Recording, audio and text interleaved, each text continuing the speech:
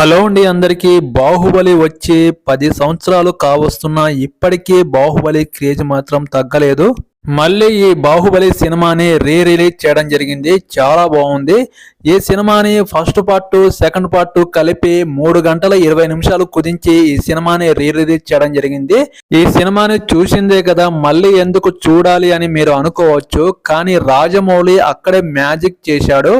ఈ సినిమాని first part second part కలిపి కొంత నిడివి తగ్గించి ప్రభాస్ తమన్నా లవ్ స్టోరీని తీసేసి కథ చెప్పడం మొదలు పెట్టాడు. చాలా బాగుంది. మనం ఫస్ట్ ఈ సినిమాని చూసినప్పుడు ఏ ఫీలింగ్ వచ్చిందో ఇప్పుడు అదే ఫీలింగ్ వస్తుంది. చాలా బాగుంది.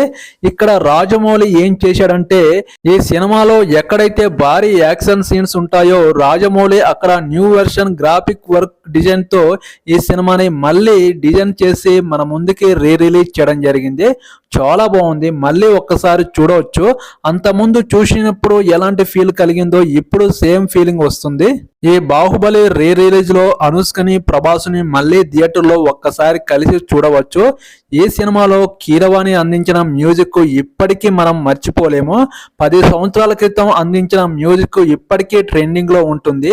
ఈ సినిమా 10 సంవత్సరాల ముందు ఇప్పుడే వచ్చినంత ఫీలింగ్ ఈ సినిమా చూస్తే కలుగుతుంది. ఈ సినిమాని కొంచెం నిడివి అనేది తగ్గిస్తే బాగుండేది.